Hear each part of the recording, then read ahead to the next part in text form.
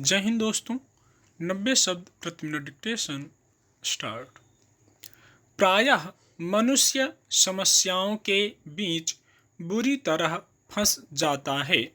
समस्त परिस्थितियां उसके प्रतिकूल हो जाती हैं।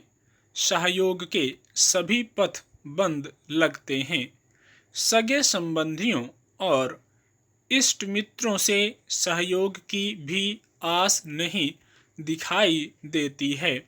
उस समय में मनुष्य को सिर्फ एक ही सहारा, एक ही संबल दिखाई देता है, जो सर्वशक्तिमान है, सृष्टि का नियंता है, दुख में सबका साथ देता है, सहारा बनता है। विकट समस्याओं से निकलने के लिए मनुष्य उसी पर भरोसा करके हृदय से उसकी गुहार लगाता है।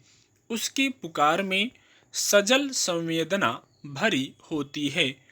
उसकी आवाज को सुनकर भगवान द्रवित हो उठते हैं और सहायता करने के लिए दौड़ पड़ते हैं। परम सत्ता के अलावा दूसरा कोई नहीं जो किसी दुखियारे की आवाज सुन सके। आर्त भावना से की गई परमात्मा से गुहार प्रार्थना बन जाती है। दुशासन जब सभा में द्रौपदी का चीरहरण करने लगा, उनके पांचों पति भी उनकी लाज बचाने के लिए आगे नहीं आए। तब वह व्याकुल होकर मधुसूदन को पुकारने लगी। अंततः मधुसूदन ने संबल दिया। दुशासन खींचते खींचते थक गया और गिर पड़ा, पर साड़ी का छोर समाप्त नहीं हुआ। गज जब ग्राह के चंगुल में फंसा तो उसने अंततः गोविंद से गुहार लगाई। भक्त की गुहार सुनकर वह अविलंब चले आए और ग्राह के चंगुल से गज को मुक्त कर दिया। इसी तरह भक्त प्रहलाद की प्रार्थना को सुनकर भगवान उन्हें पग पग सहारा प्रदान करते रहे। परमात्मा ने उनकी रक्षा करके भक्ति के पथ को दृढ़ और विश्वस्त किया। प्रार्थना भक्त और भगवान के बीच किया गया वार्तालाप ही है। जब शांत और समर्पित भावपूर्वक अंतरात्मा से परमात्मा से नम्रता पूर्वक कुछ कहा जाता है, वह एक प्रार्थना ही है। प्रार्थना जटिल से जटिल समस्याओं का समाधान सुनिश्चित हो जाता है। प्रत्येक व्यक्ति को सच्चे मन से प्रार्थना करनी चाहिए। मानव शरीर उस मंदिर के समान होता है जिसके एक हिस्से में स्वयं ईश्वर का एक अंश विद्यमान होता है। परमात्मा के इस वास को जीवात्मा से जोड़ा गया है।